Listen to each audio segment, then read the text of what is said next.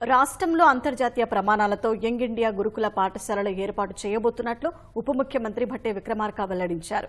58 residency పాఠశాలలకు 11,600 కోట్లు మంజూరు చేస్తూ జీవో జారీ చేసినట్లు పేర్కొన్నారు. ఆర్థికంగా పెనుభారం ఉన్నప్పటికీ పేదవారికి అండగా నిలవడమే ప్రభుత్వ ధ్యేయమన్నారు.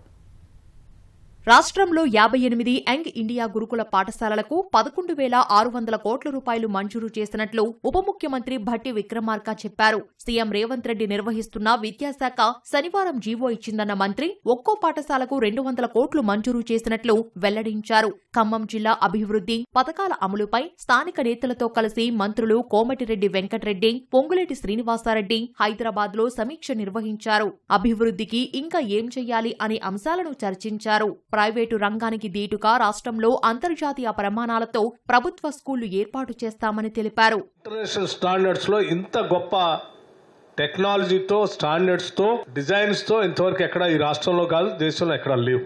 ఒక్కొక్క స్కూల్ 20 నుంచి 25 ఎకరాల ప్రాంగణంలో అద్భుతమైనటువంటి క్రీడా మైదానాలతో, టీచింగ్ స్టాఫ్ కూడా వాళ్ళకు కూడా రెసిడెన్షియల్ క్వార్టర్స్ తో అద్భుతంగా డిజైన్ చేసినటువంటి ఈ స్కూల్స్ ని లక్షలు పోసి ప్రైవేట్ స్కూల్స్ లో ఫీజులు కట్టి చదివించలేనటువంటి కుటుంబాలందరికీ ఉపయోగపడేటట్టుగా, ఇంటర్నేషనల్ గా ఈ విద్యార్థులు ప్రపంచంతో పోటీ పడేటట్టుగా ఉండే సిలబస్ తో శాంక్షన్ చేసిన ఇటువంటి స్కూల్స్ లో వాళ్ళ పిల్లల్ని చదివించుకోవటానికి తల్లిదండ్రులందరూ కూడా చక్కగా వినియోగించుకొని పిల్లల భవిష్యత్తు కోసం పునాదులు వేసుకునే విధంగా ముందుకు పోవాలని చెప్పి ఈరోజు సంతోషంగా మీ ద్వారా ప్రజలందరికీ విజ్ఞప్తి చేస్తా ఉన్నాను. వేసవిని దృష్టిలో పెట్టుకుని సాగు, తాగునీరు, విద్యుత్కి అంతరాయం లేకుండా చూసేందుకు ఏర్పాట్లు చేస్తున్నామని ఆర్ఎండ్బీ శాఖ మంత్రి కోమటిరెడ్డి వెంకటరెడ్డి అన్నారు. 2 ఏళ్లలో రాష్ట్రంలో పెండింగ్లో ఉన్న ఆసుపత్రులన్నింటినీ పూర్తి చేసి ప్రతి పేదవాడికి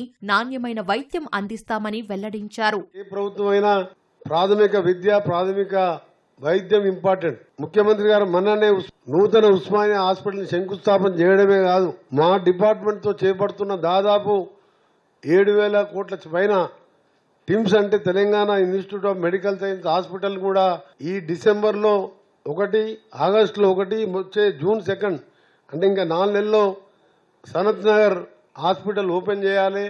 మిగిలిన 2 వరంగల్, ఎల్బీ నగర్ కూడా వచ్చే సంవత్సరం మార్చి నాటికి ఉస్మానియా కూడా 2 years లో పూర్తి చేసి పేదవానికి కూడా కార్పొరేట్ స్థాయిలో ఉచితంగా రాజీవ్ ఆరోగ్యశ్రీ 10 లక్షలు పెంచినాం కాబట్టి ఈ అన్ని పూర్తి చేయాలని కూడా మా డిపార్ట్మెంట్కు ఆదేశాలు ఇవ్వడం జరిగింది. నేను రెగ్యులర్గా విజిట్ చేస్తూ దాన్ని కూడా పూర్తి చేస్తున్నాం. గత ప్రభుత్వం కోళ్ల, పశువుల షెడ్లలో పాఠశాలలు ఏర్పాటు చేసిందని రెవెన్యూ శాఖ మంత్రి పొంగులేటి శ్రీనివాసారెడ్డి విమర్శించారు. కానీ ప్రస్తుత ప్రభుత్వం పేద, బడుగు, బలహీన వర్గాలకు మేలు చేసే దిశగా పనిచేస్తుందన్నారు. మంచి కార్యక్రమాలు చేస్తుంటే ప్రతిపక్షం ఓర్చుకోలేక రాజకీయాలు చేస్తుందని దుయ్యబట్టారు. విద్య పట్ల మేము ప్రత్యేకమైన శ్రద్ధతో విద్యని పెద్దపీట వేశామని చెప్పిన ఆనాటి పెద్దలు ఏవైతే రెసిడెన్షియల్ స్కూల్స్ అన్ని ఎక్కడ పెట్టారయ్యా అంటే కోళ్ల ఫారాల్లో, పశువుల షెడ్లలో పెట్టి అద్భుతంగా మేము ఈ విద్యని పేదవాడికి అందించామని గొప్పలు చెప్పుకున్నది ఆ ప్రభుత్వం. కొంతమంది పెద్దలు అంటున్నారు రెసిడెన్స్ స్కూల్స్ లో పిల్లల్ని ఎలికల చెవులు కొరుకుతున్నాయి, కాళ్లు కొరుకుతున్నాయి, వాళ్ళ ఫుడ్ సరిగ్గా లేదు అంటున్నారు. అది ఎవరు చేసిన నిర్మాణమో వాళ్ళు ఆలోచించాలి.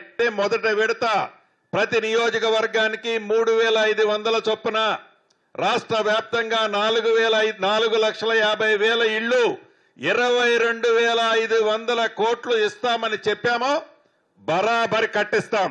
వచ్చే సంవత్సరానికి సంబంధించిన 3,500 ఇళ్లు కూడా వాటిని కూడా ముందే లబ్ధిదారుల్ని ఫైనల్ చేద్దామనే ఆలోచన ఉంది.